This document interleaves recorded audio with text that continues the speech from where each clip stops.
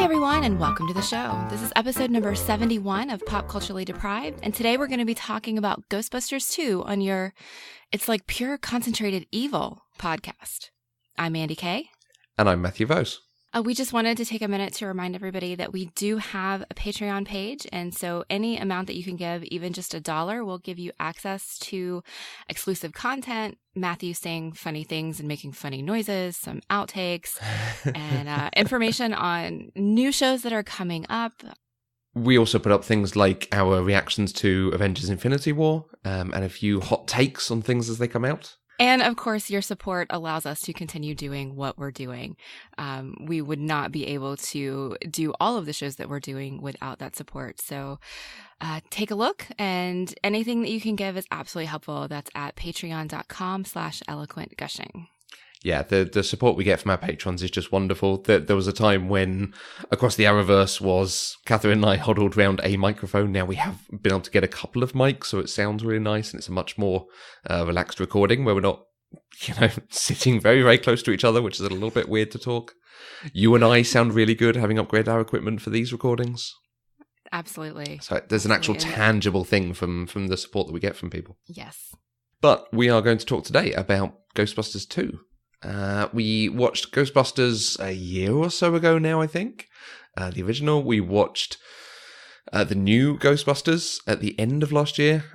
So we sort of skipped this one out. It's not got the classic status of that first film. So, Mandy, how come you did want to go back and watch this one? Honestly, it's because I had so much fun watching the other two Ghostbusters that we did watch. Ghostbusters, the original from 1984.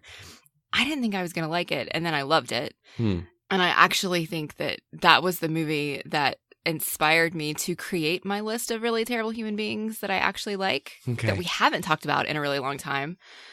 And then we did the reboot with Kate McKinnon and Melissa McCarthy, and that was an hour of us gushing about that movie. Yeah. And so I really wanted to see what else they did, because apparently I like Ghostbusters. Okay. I mean, I ain't afraid of no ghost. Because I don't think we'd particularly told you not to watch this, but also I don't think there was a point when everyone went, oh, you have to watch this. This is, an amazing sequel. Yeah, I think when we did the first one, you hedged a lot when we talked about Ghostbusters 2. I think you weren't super excited about it, at least at that point. And so we didn't really talk about it. But then when we started looking at year 2, I just kind of got it in my head. I really wanted to watch Ghostbusters 2. And I know we got some feedback from folks that Ghostbusters 2 is a favorite, at least among children. I think we will definitely be speaking to that point.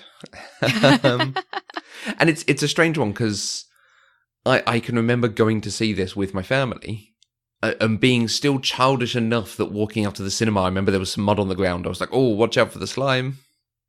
Oh, in cute. That sort of kiddie way that you do. So Right. I think I was just at the right age to appreciate it then. But I still think the first one holds a bit more magic about it. Okay. But we'll come to that. Yeah. Ghostbusters 2, for everyone, is a 1989 supernatural comedy. It was directed by Ivan Reitman and written by Harold Ramis and Dan Aykroyd. The follow-up to the 1984 original, it reunites Ramis and Aykroyd with stars Bill Murray, Sigourney Weaver, and Ernie Hudson, alongside the supporting duo of Annie Potts and Rick Moranis. The film was a mixed success. On release, it took the most... this is a difficult one to say. On release, it took the most money on the opening weekend than any film had before it. Does that make sense? Yes. Best opening weekend. But that record was broken 1 week later by Batman. So, congrats. Okay. All that means is that there were two really great movies released really close together. Yeah. A little bit like this summer. It's a little non-stop. Oh, yeah. The film didn't do as well with critics. There were a number of comments about being a bit lackluster and not iterating or improving on the original. And Bill Murray himself made a comment about how it was the special effects guys taking over. Too much of the slime and not enough of us. I think that's a fair comment. I would definitely agree with that. Which is not necessarily a bad thing. We'll come to it. Yeah. Calm down. We'll come to that. Do you want to give me a brief synopsis? Sure. Well, after finding a river of pink slime under the city, the Ghostbusters are back in business. Very That's fair. the best I got because Yeah. it's very different from the first one. Like plot wise, it's different. It focuses on different things. Okay. Oh, you disagree? Okay. How were you able to watch this? Where is it available over there? It is on Netflix here. Oh, great. It is on Netflix over here too. Holy crap. We actually have the same thing on Netflix for a change. Not the first one. That never happened. Just this one. Oh, I don't remember if the first one was on Netflix still. Yeah, I don't know. Okay. The cast hasn't particularly changed. The setup hasn't changed. The type of film hasn't particularly changed. So I'm going to skip over all our normal. Hey, what are you? Right. What is your awareness of Bill Murray? And we're going to go straight to what did you think of Ghostbusters 2? Did you enjoy it? I did. I didn't quite enjoy it as much as the first one, but I can say I laughed all the way through it. Yeah. It was funny. The dialogue, a lot of the one-liners were funny. But it was the kind of funny that hit me in the moment. And now that I'm thinking back on the movie, I can't tell you what was funny about it. I mean, there are a few things that I can specifically recall, like Janine and Lewis and things like that. But some of the specific one-liners that just made me crack up while I was watching it, they didn't stick with me. But during the moment, it was fantastic. And so I feel like this is just a movie to enjoy in the moment, and it's not necessarily a lasting cinematic masterpiece. Yeah. But it was good. I enjoyed it. I think that probably comes from this is a fairly gentle film. Certainly the humour is. It's not as snarky, one-upping as the first one was, which might be the stuff they cut out to make it easier. Yeah, I read that they tried to cut out a lot of that stuff because it had become so popular with children and they wanted it to be more family-friendly. Yeah, did that change of tone stand out to you at all? Did you notice it as you were watching? I guess I didn't notice those specifics. I did notice that the ghosts, there were less like people ghosts and they were like monster demon-y ghosts, which was very different from the first one. Apart from Slimer, most of the ghosts that we saw in the first one were people-ish. I noticed that the Ghostbusters got scared more easily, and I think that was for the comedy effect. But it was weird to me that these men who were making a living out of banishing ghosts were suddenly scared all the time, and they were jumping in fear, because I didn't remember that being a thing in the first one. Okay. I guess this one just felt smaller than the first one, because the first one, you know, it ended up being something that affected the entire city, you know, and people were actually in danger. And on this one, the evil was basically contained to a single building, and the only one in danger was the baby. I mean, there would have been more danger had Vigo succeeded, but it wasn't. I don't know. It was just different. It was contained in a way the first one wasn't. Yeah. Does that make sense? Absolutely. When you say talking about them getting more scared, it's the bit with the train that comes to mind.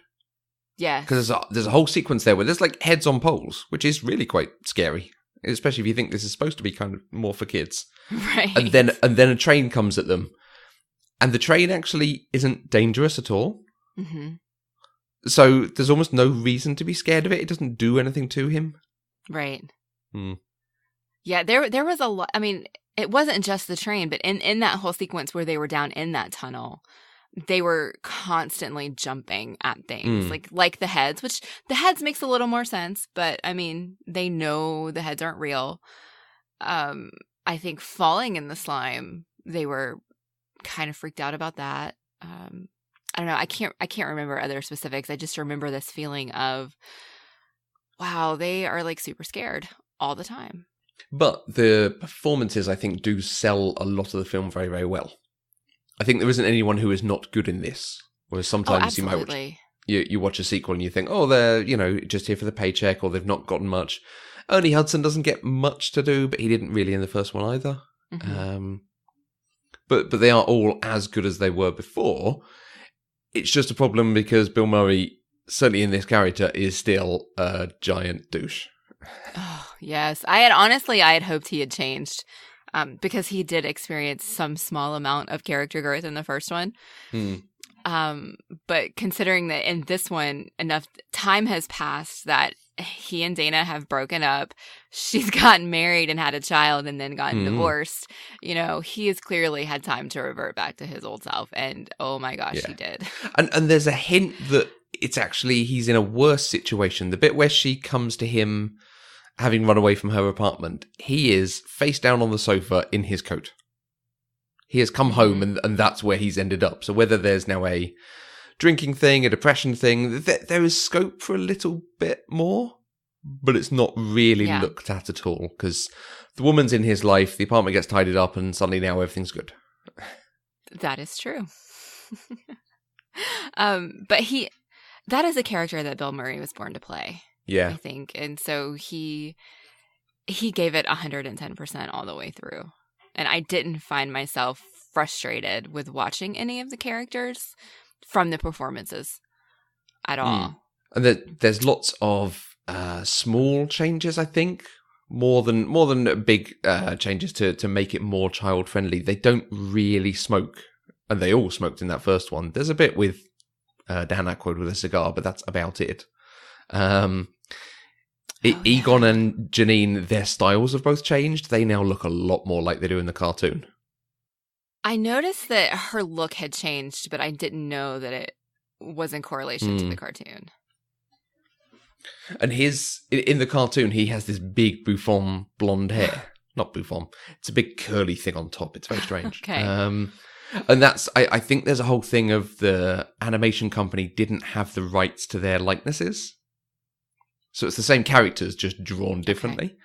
Okay. And I think there might even be an issue with the comics or one of the episodes where they explain the change in his hair from dark to this very light blonde.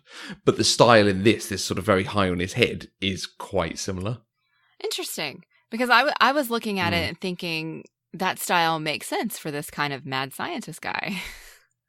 So it worked for me, and it didn't occur to me to question it. I did notice, though, that he seemed to have a larger role in this movie than he did in the first one. Yeah, they gave him a bit more humor as well in that. They didn't just use him for exposition, sciencey talk, delivering all the serious stuff. Right. They now have Peter McNichol to do that. The creepy guy. Yes. The creepy, irritating guy. Yes, who I feel like we've seen in something.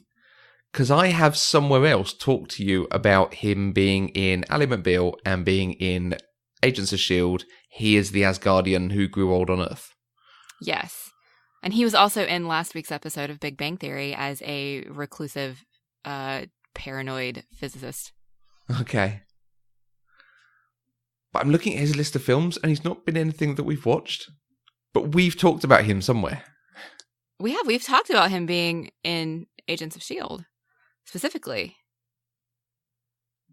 But I don't remember why. But I'm looking at his filmography and there's nothing on here. I mean, he's in Addams Family 2, Addams Family Values, but we've not done that. Huh. Isn't that strange? That is strange. Hey, folks, if you remember the episode where we talked about Peter McNichol, maybe it was Ghostbusters. Maybe I made a tangential reference to him for some reason. Oh, he's also on Grey's Anatomy. That's probably where I really knew him from. Yeah, I don't know why we talked about him, but okay. Everyone's in Grey's Anatomy. There is not a person who's not been in Grey's Anatomy. It is the Star Trek of its day. It really kind of is. And it's been renewed for season 15. It has. And there's a new spin-off. Yes, there is. All right. Back to Ghostbusters. Yes. Creepy Peter McNichol. So here's something funny about that character. I was watching this with Joseph, and he looked at me and he said, "Where is he supposed to be from? Like, what is that accent?" And I said, "I don't know. He's just like generic, like foreign. I don't know, European." And then like 5 minutes later, somebody, I think it was Vinkman, or it was one of the Ghostbusters, asked him, "Where are you from?" And his answer was, "The Upper West Side." So it's like the movie acknowledged it without answering it. And I actually thought that was really funny. I think there's supposed to be a thing that he is technically from wherever Vigo is from. Whatever is now used to be Carpathia. Huh. So some sort of Eastern European ex-Soviet bloc type area, I think. I certainly did not pick up on that. No. That's but interesting. it is the standard comic thing of, no, he is actually American. You can stop being racist at him. What was the thing in the pilot of Parks and Rec? We're both outsiders. I'm a woman. He's I think he's a Libyan. I'm from Bennettsville, South Carolina. I'm what you might call a redneck. Oh. Okay, so Egon got to do a bit more in this, which was good. Mm-hmm. Dan Aykroyd got to do basically the same thing again. Mm-hmm. Bill Murray did exactly the same thing. Exactly the same thing. Sigourney Weaver did exactly the same thing again, which is not a problem. Annie Potts and Rick Moranis got a bit more. Oh, they did. It was wonderful. And that's wonderful. a pairing that works as well. There is some chemistry there. Yeah, I was honestly surprised that they went there with those two characters, but once I saw it, it just made so much sense. And I really liked it. But I liked that we just got to see Rick Moranis on the screen more anyway. And this time, like, he had a reason to be there. It wasn't just because he was the weird neighbor down the hall who was crushing on Sigourney Weaver. You know, he was their attorney now, and he was actually friends with them. And he had a reason to be there other than as a plot device. Yeah. And I really, really liked it. And he got the end where he thought that he was the one who got all the slime off the building. Just gave me warm fuzzies. It was so cute. It's a very, very nice moment. And it doesn't need anything more throughout the film. Reading up for this recording, there's apparently a whole lot of cut stuff about him trying to stop Slimer in the fire station. So again, Slimer's an addition because of the cartoon, because Slimer lives with them by this point. Right. But him trying to trap Slimer and it never quite coming off, and him annoying Janine.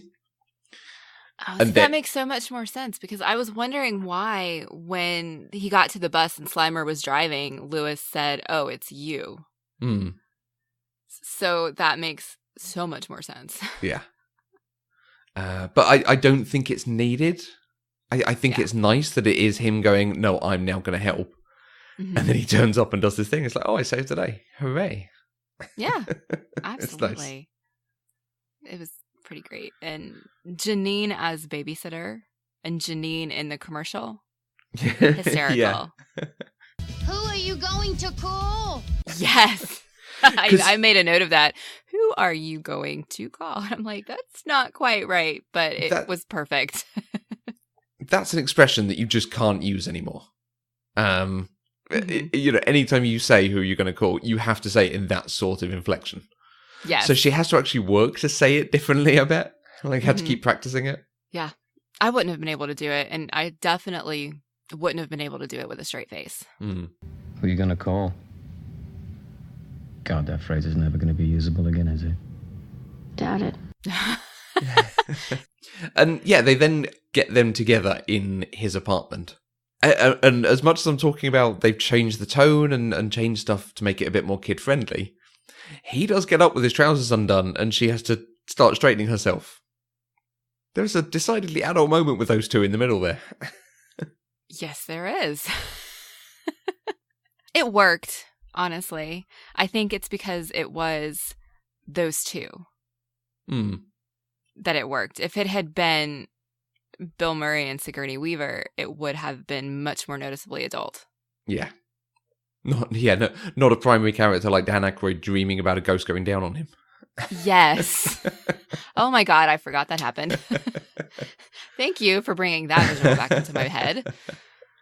But yeah, it does go pretty, like, you wouldn't pick up on it that quickly, I think. Certainly hopefully a younger kid. I know I didn't. I did actually want to mention one other thing that I noticed. You remember how we watched Bill and Ted a couple of weeks ago? And I had not gotten the hysteria joke when I'd watched it as a younger person. Yes. Well, there's a line like that in this that I did not get until this watching, where they're analysing the baby, and Egon has a line, something like, I'd like to run some gynecological tests on the mother. and Bill Murray goes, Who wouldn't? Yes. I actually had to stop for a second. I looked at Joseph and he looked at me and I was like, did he just say that? And he was like, yeah. It's like, okay, I did not expect that. Yeah. That's actually quite rude. But clearly, I hadn't got it, so fine. Yeah, I think that's one of those things that you just kind of slip in there for the adults. Yeah, get it past the censors. Yes. But the film does do the really rubbish thing of something for the dads, because of course she has to take her top off at some point. Of course. There's absolutely no need for it. Except it's a film made by men. In the 80s. Yeah. Oh, no, they do that stuff even worse now. Yeah, they do. Okay. But I'm picking bits apart in it. Something I forgot until I watched this. There's a bit where she talks about her ex-husband and he went to join the London Orchestra or went to live in London or something. I can remember watching it and being like, oh, hey, that's where I'm from. Kind of. That's the country I'm from. And then a bit later, she has a line of, he went to live in Europe. And I can remember being a bit confused by that, having to say to my dad, like, wait, she said London and then she said Europe, so where did he go? Did he go to both? And that was the thing when my dad was like, no, we are in Europe. And I can remember like knowing that Europe existed, but not understanding that our island was part of that continent. Right. Yeah. Okay. No, that makes perfect sense. And then just watching it back, I'm like, oh yeah, that was that really strange thing. Okay. That's a really nice, like, personally relatable story. I like it. I'm sure everyone has something similar. Like, I'm not that dumb. I was only 15 or 16 when this came out, so... Yeah, I wasn't. I was much younger. I know. I'm trying to think if I had a period like that, and I know I did, because I think there was a long time where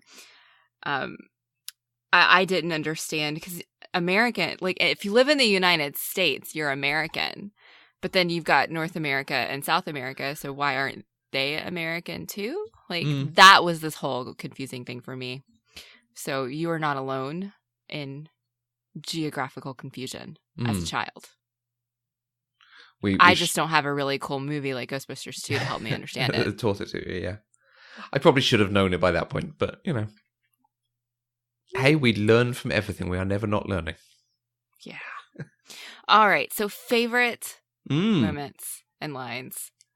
There's some good ones in this. Go on. Do you want to go first? What were your favorites? Honestly, I think my very, very favorite was an Egon line this time, which is surprising because Egon was my least favorite character in the first one.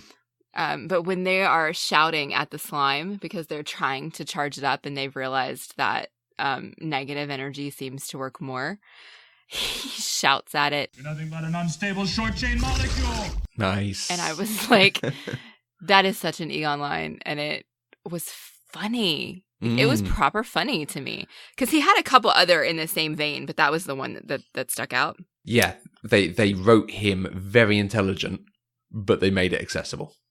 They did. It was fantastic. Great.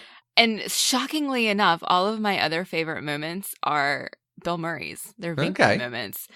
When he comes back to his apartment after he's let Dana and Oscar stay there, and he's just like wandering around like in clear distress. And he's saying, oh no, oh no, oh no, she cleaned. I was like, that is such a man thing to say in these movies. That must be a trope. There must be some sort of name for that, because there's so many films where that happens in. Mm-hmm. And the one that jumps to mind is Orphan Black, when Alison goes to stay with the Sestra brother. Oh, okay. Whose name I can't remember, because it's been ages. Tony? Tony? Was it Tony? You know, Tony. The Sarah's brother. Oh, Felix. Felix. What the hell? Simple thank you would suffice. So, Kira's gonna be okay? Yes, miraculous recovery. Where's my, Your drug paraphernalia is in a drawer. So is the paraphernalia that was by your bed. She washed that too? Felix. That's who it was, Felix. And yeah, you're right. She did. It's a thing. It's a stereotype that women like to clean and men don't. So. What? It's a thing. But women love to clean, surely. Yeah, no. But it was funny. His reaction was funny, and the way he delivered the line was funny. Yes, yeah. Because they don't set up the shot of the apartment first, which is the normal thing. Right. He's just walking in going, oh no. And so you're thinking, what's wrong? Like, what's happened? Is there like a dead body in his apartment? Is like Oscar gone and he's supposed to be there? And then you get the payoff of she cleaned. And it's just funny. I think it's funny. Yeah. When the Ghostbusters are on trial and Lewis is their attorney, but Venkman is in the witness stand feeding lines to Lewis. So you were just trying to help out a friend who was frightened, who was scared of what was happening to her. And when you're scared, what? There was no evil intent. There was no evil intended, no malice. Because you live here, when you live in a place and you love it like you do, you don't want nothing bad to happen. What? Because it'll never happen again. It's an isolated incident. It's a one-shot deal. Objection, Your Honor. What? He's leading the witness. Sustained. Give me a break. We're both lawyers. Yeah. Then the prosecutor, objects and says, leading the witness. And all I could think was, I think that's leading the lawyer. Oh, it was just brilliant. It was brilliant. And then... And while we're on the court case, of course, that's our Buffy link, because the judge is the chap in charge of the Watchers Council. That's who he was. I was like, okay, he's very, very familiar. He kind of looks like Red Foreman, but it's not Red Foreman. Who is he? And then when I saw the actor's name in the ending credits, I still couldn't place him. And it's because he has so much more hair. Absolutely, that is Quentin Travers. Yeah, and the last one is another Venkman line. He's still on the stand, and he's trying to explain why they've been doing what they're doing and, why they've made a mess of things. And he says... Sometimes shit happens, someone has to deal with it, and who are you going to call? And it's just this amazing mix of absolute seriousness with funny tagline catchphrase for Ghostbusters. Yeah. Because he delivered it like completely straight. And again, that's one of the ones that just made me start giggling. I giggled a lot watching this movie. It's one of those lines that you think, yeah, that was in the trailer, I bet. It's so succinct. Had to be, yeah. Yeah. All right. I've narrowed mine down to just those 4. Okay. So what about you? We touched on it a little bit, but every time Rick Moranis and Sigourney Weaver get to do anything, I mean, he is very funny. He's a lot more hamming it up in this one, I think. Yeah. For a character that he had hammed up quite a lot in the first one, but this one goes even further. But he is still very good at what he does. Yeah. Well, I think that's because this time he was part of the group. In the first one, he was outside looking in, desperately wanting to be one of these people, wanting to be their friend. Yeah. And so in this one, he was comfortable being himself with this group of people. And I think that's what made him a better character this time. And I enjoyed watching him every time he was on the screen in this one. And in the first one, he irritated me a lot. The great bit where he's got the baby and is giving the story of Snow White and the Seven Dwarfs, but from a tax accountant's perspective. Yeah. It's really good. But also, yeah, Sigourney Weaver. Everyone shut up. A 10 is talking. Because she's wonderful at everything she does in this. She's still got that she's in control. Every time something's going on, she can put down Bill Murray really easily. But you can sense the dynamic has changed slightly. She allows him in a bit more, but is still not necessarily guarded, but always prepared to, riposte his advances. Yeah. Yeah. Yeah. Well, I mean, I really like what they did with her character, that it wasn't a foregone conclusion that she and Venkman lived happily ever after the first one. We saw Venkman is kind of a crappy man, and she acknowledged that. And even though it was off screen, we get the story. She acknowledged that she was worth more than that. She didn't want to have that kind of relationship. And so she ended it. And so we got to see that. And I thought that was wonderful. Yeah, they return to that twice, a couple of times. Like when they're out on their date, they talk about it a bit as well, and they already talked about it at the beginning. But I do love the first time where she says, you never asked me to marry you, and then you started referring to me as the old ball and chain. Mm-hmm. Well, at that point, I'm protecting myself, which is exactly what she does, and it's great. It absolutely works for me. Of course, they do kind of end up back together at the end with no really... It's not earned. It just kind of happens because you expect it to. That's a whole other thing. He's been good to her child, so he must be the best person for her to be with. Again, that's quite a common trope. It is, but he was surprisingly good with babies. Like, I did not see that coming. That was a character trait of Venkman that I really enjoyed, because you don't expect this kind of cad to love babies. Yeah. And he did. So... Okay, I've hijacked your favorite moments, so please keep going. I want to give a reference to the practical effects, because there's a few sort of overlays and mattes going on in this that work to greater or lesser extent. But then there's a lot here about things moving, things appearing, the toaster jumping around. It's actually a very good effect. The growth of the slime, several times, it's it's only half filling its container, and then you see it growing. It's like, oh, that's actually quite well done. You can't obviously see the wires, as it were. Mm-hmm. I think the first one I really like. It does a lot of very good stuff with its mattes and overlays. This one does the practical stuff really, really well. Yeah. Most of the effects, they didn't stand out to me because they weren't badly done. Usually I notice effects more when they're badly done, because otherwise they just look like the thing that they are supposed to be. And so I think really the only effect that I noticed that wasn't great, and I think it's just because it's a product of 1989, was with the Statue of Liberty. Okay. Like showing her foot walking down the street. That one was very, very clearly, they used like an image superimposed behind people. And so that one was really the only one where it made me think, oh yeah, they didn't quite have the technology to get that right yet. Yeah. Yeah, again, the overlay, the two different shots coming together, not as good as it could be. I always think the effect of her actually moving is nicely done. It was, I would assume it's some sort of model maybe. Again, for the time, it's most likely, but I quite like that. And it's a nice surprise. Because it comes from nowhere. There's no setup of we're going to use that, which is an argument for and against Chekhov's gun. But it's when you finally go like, oh yeah, this is in New York, so that is a thing you can do. Oh yeah, okay.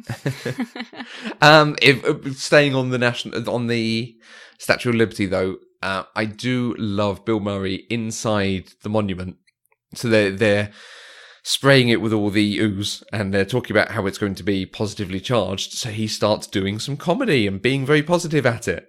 And his line is, Testing, 1, 2, testing. Hey, how many of you people here tonight are a national monument? Would you raise your hand, please? Hey. Oh, hello, miss.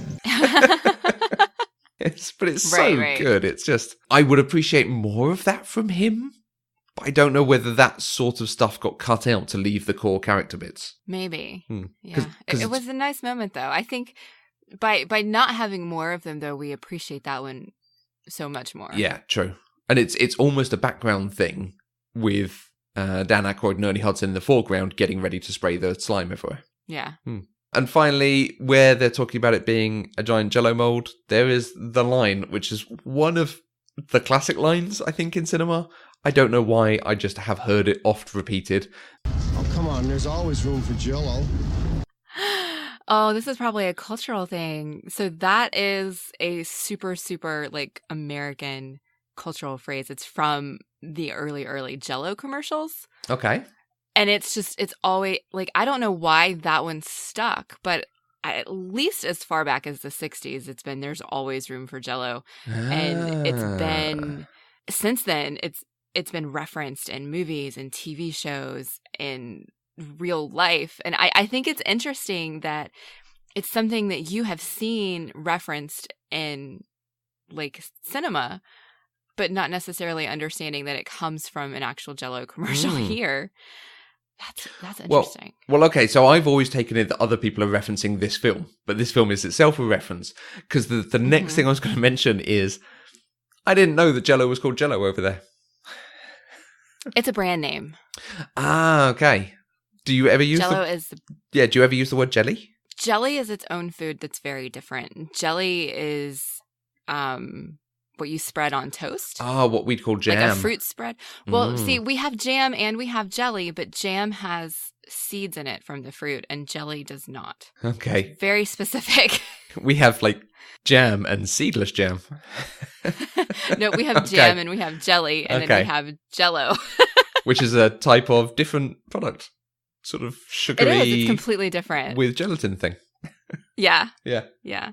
But yeah, Jell-O is, oh God, I don't even know when Jell-O first came. It was in the 1897. Okay. Happy 121st birthday. Yeah. Wow. I didn't know it was that old. He named it Jell-O in 1897. Wow. Yeah, so there's always room for Jell-O is like probably one of the single greatest marketing campaigns that has ever existed in the United States. How interesting. Okay. Well, there we go. Oh, we're talking about commercials most weeks at the moment, aren't we? Yes. Red Arby's a couple of weeks ago. Yeah. We have the meats. It's a thing. Are commercials as, I don't know, culturally referenced over there like they are here?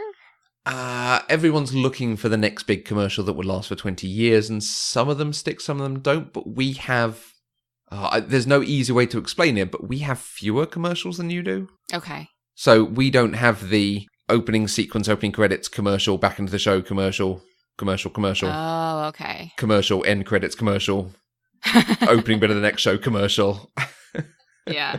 We have like every 15 minutes pretty much. Okay.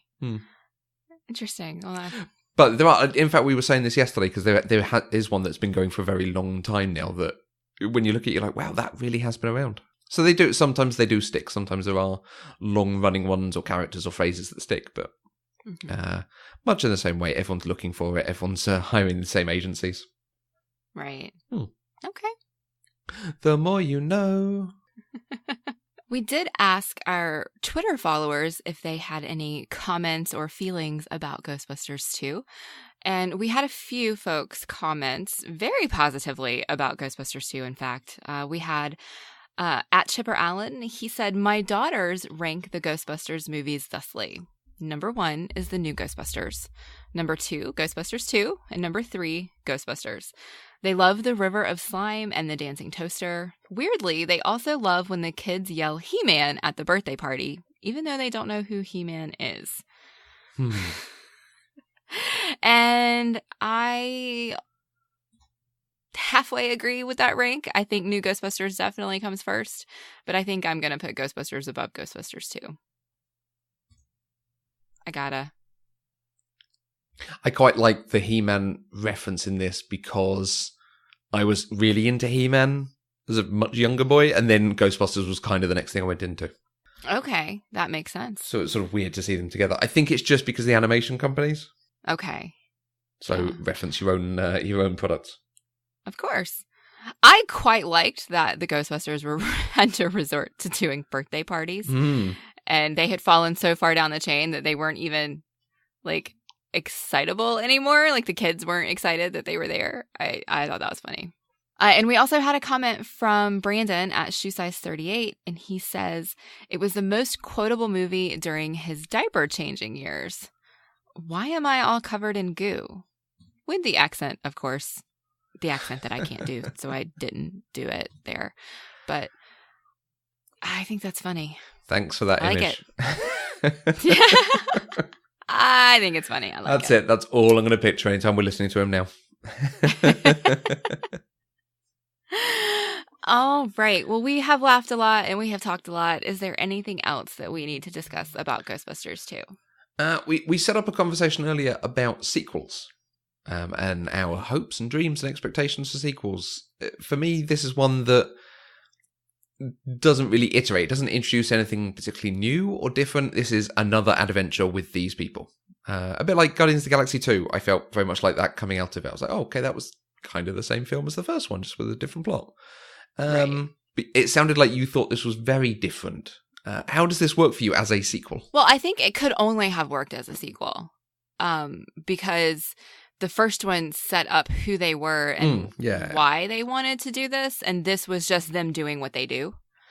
And you can't have that second adventure of them doing what they do without the first one, if that makes sense. But it felt different in scope to me because the first one was like a demon from another dimension was coming in to destroy the world, starting with a whole city. And this one was just some random ghost dude wanting to come back to life and his focus on a single baby. Okay.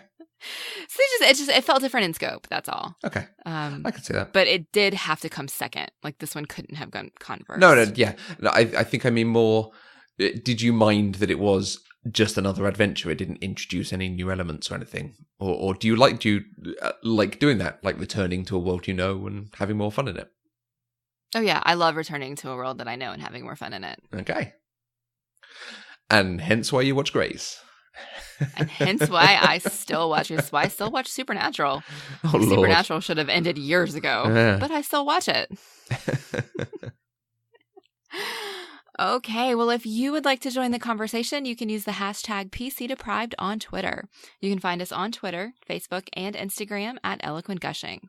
And you can find each of us on Twitter. I'm at Mandy Kay. And I'm at Matthew Vose.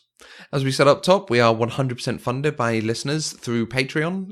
Anything you give gives access to exclusive content and outtakes and extra stuff. So go to patreon.com/eloquentgushing to check it out. And go to the homepage, eloquentgushing.com. We have a weekly newsletter with updates about all our goings on and access to all the other shows that we do on the network. We'll be back next week with another episode of Pop Culturally Deprived. Until next time, I'm Mandy Kay. And death is but a door, time is but a window. I'll be back.